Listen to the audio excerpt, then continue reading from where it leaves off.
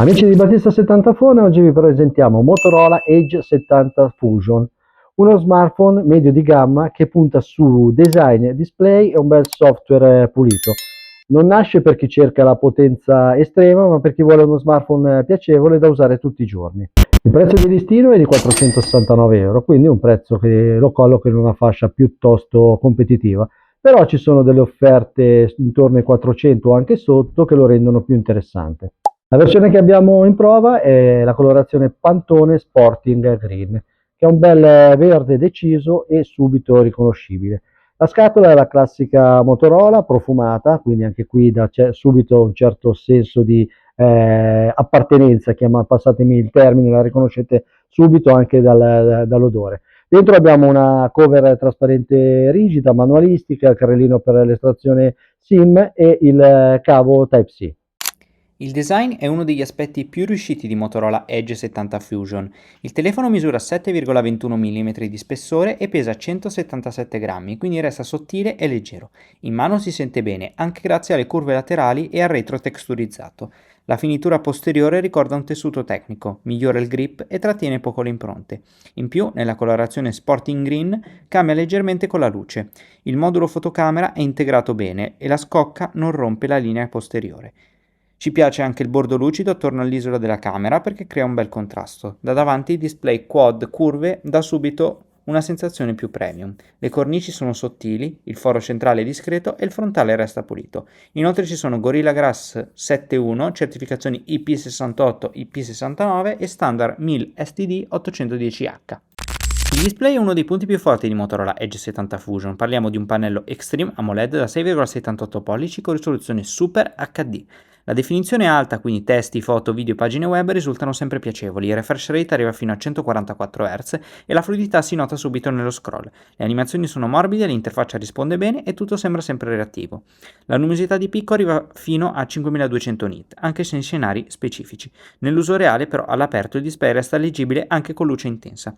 La resa cromatica è valida con HDR 10 Plus, DCI P3 100%, colore 10 bit e validazioni Pantone. Molto comode anche le funzioni Motorola legate alla schermata di blocco, in più Edge Lights sfrutta bene i bordi curvi per notifiche, chiamate e sveglie. Dentro troviamo Snapdragon 7S Gen 3, una piattaforma a 4 nanometri equilibrata e adatta all'uso quotidiano. La versione provata monta 8 GB di RAM e 256 GB di memoria UFS 3.1. Le app si aprono rapidamente, il multitasking è gestito bene e il sistema resta fluido. Non è uno smartphone da gaming spinto, ma con i titoli più comuni si gioca senza problemi. Con giochi più pesanti invece conviene abbassare qualche dettaglio grafico. La gestione del calore è buona, anche grazie alla vapor chamber interna. La connettività è completa con 5G, Wi-Fi 6E, Bluetooth, NFC e configurazione Nano SIM Plus e SIM. Molto bene la parte telefonica, ricezione solida, chiamate pulite e buon volume in capsula. L'audio passa da speaker stereo con Dolby Atmos, quindi video, social e podcast si ascoltano bene. La batteria da 5200 mAh invece copre la giornata, mentre la ricarica Turbo Power da 68 Watt aiuta quando serve energia in poco tempo. Sul software, Motorola Edge 70 Fusion mantiene la filosofia classica del brand. La base è Android 16 con Hello UI, quindi l'esperienza resta vicina ad Android stock. I menu sono ordinati, le animazioni sono fluide e non ci sono troppe complicazioni. In più, Motorola promette 5 anni di aggiornamenti, un aspetto importante per la durata nel tempo. La gestione delle notifiche a schermo spento resta una delle funzioni più comode. Con Moto Display si possono leggere avvisi e informazioni rapide senza sbloccare sempre il telefono. Restano anche le gesture moto, come il doppio movimento per attivare la torcia. C'è poi la rotazione del polso per aprire subito la fotocamera, molto utili anche Moto Secure, Family Space, Moto Unplug e Smart Connect. In più troviamo Gemini, Circle to Search e una parte Moto AI ancora in evoluzione. La fotocamera principale usa un sensore Sony Lithia 710 da 50 megapixel con apertura f/1.8 e stabilizzazione ottica. Di giorno gli scatti vengono bene, con buon dettaglio, colori piacevoli e una resa naturale dei volti. La stabilizzazione aiuta sia nelle foto con poca luce sia nei video, riducendo micromosso e vibrazioni. Accanto alla principale troviamo una ultra grandangolare da 13 megapixel, utile per paesaggi, interni e gruppi. La stessa camera può essere usata anche per le macro, con risultati più dignitosi del solito sensore dedicato. Manca un vero teleobiettivo, quindi lo zoom resta digitale e va usato senza esagerare. Fino a 2x i risultati sono ancora inutilizzabili. mentre oltre si perde più dettaglio. La selfie camera da 32 megapixel va bene per social, videochiamate e contenuti rapidi. I video arrivano fino al 4K a 30 fps sia davanti che dietro.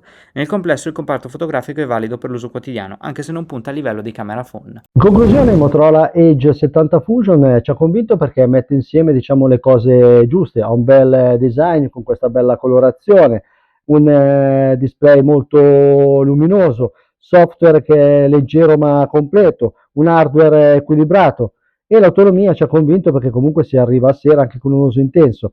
Per quanto riguarda la fotocamera, non è un camera phone, ma la fotocamera principale si comporta comunque bene, ci consente di ottenere degli ottimi scatti in condizioni, diciamo, di luce ottimale. Quindi alla fine diciamo che se si trova l'offerta giusta è un medio di gamma che ci ha davvero convinto e lo consigliamo. Con questo concluso, saluto da Loris e da Edo per Battista 70 Phone.